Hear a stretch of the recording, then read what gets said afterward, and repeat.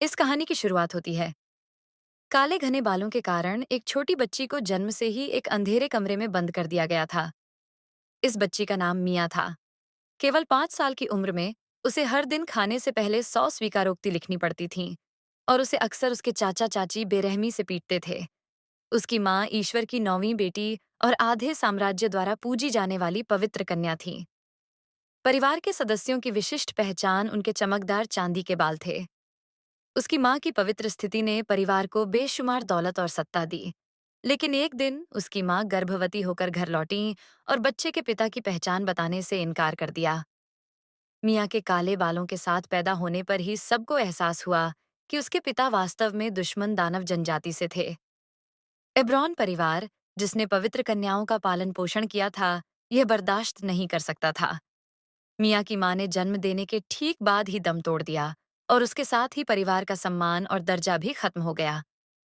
छोटी मियाँ सबकी नफरत का निशाना बन गई।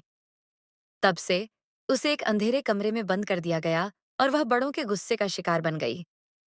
बच्ची को कोई देखभाल नहीं मिली, यहाँ तक कि उसने जो पहले शब्द लिखने सीखे, वे थे, मैं वह बेटी हूँ जिसने मेरी माँ को बर्बाद कर दिया।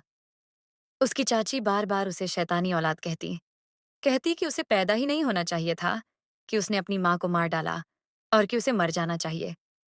गरीब मियाँ को तब तक यातना दी गई जब तक वह बेहोश नहीं हो गई, और अपने लंबे सपने में उसने अपने लिए 4 संभावित अंत देखे। वे सभी एक ही तरह से शुरू हुए, उसे अंधेरे कमरे से रिहा कर दिया जाना। मियाँ के भविष्य के सपने पहले सपने में उसकी चाची ने उसे एक लाल बालों वाले युवक को एक पेय देने का निर्देश दिया। युवक ने बिना किसी शक के उसे पी लिया। अगले ही पल वह जहर से मर गया। यह लड़का वास्तव में दानव नेता का दूसरा बेटा था और उसकी चाची ने मियाँ के हाथ से उसे खत्म कर दिया था। इस घटना से दानव जनजाति और ईश्वर जनजाति के बीच युद्ध छिड़ गया।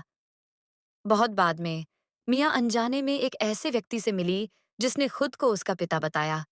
यह आदमी दानव संप्रभु ग्रैंड ड्यूक ड्वेन डीबर निकला। दूसरे सपने में मियाँ को उसके चाचा ने मार डाला।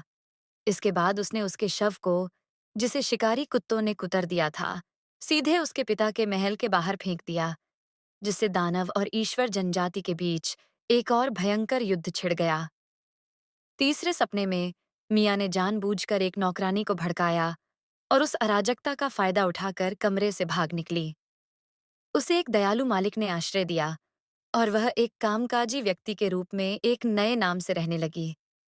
चौथा सपना छोटा लेकिन खास था। इस सपने में उसके पिता ने उसे धीरे से पकड़े हुए बालों पर हाथ फेरा और उसे मील नाम से पुकारा। हालांकि यह उसका असली नाम नहीं था, लेकिन इससे मिया को एक मीठी और गर्मजोशी का एहसास हुआ। मिया अपने सपनों से जागी। किसी तरह उसे लगा कि इन सपनों में से कोई एक निश्चित रूप से उसका सच्चा भविष्य होगा। शायद वह यहाँ से भाग सकती थी। तो उसने एक विस्तृत योजना बनाई। पहला कदम अपने पिता को ढूंढना और उन्हें अपने चाचा की साजिशों के बारे में बताना था। दूसरा कदम अपने पिता से अपनी सुरक्षा के लिए सहायता और इस महत्वपूर्ण जानकारी के लिए भुगतान मांगना था। उसे लगा कि सपने में उसके पिता कोमल थे, इसलिए उन्हें यह अनुरोध स्वीकार कर लेना चाहिए। तीसरा कदम अपने पिता से अपने लिए एक सुरक्षित ठिकाना खोजने के लिए कहना था। चौथा कदम सुरक्षा और सहायता मिलने के बाद अपना जीवन जीने का नया तरीका खोजना था।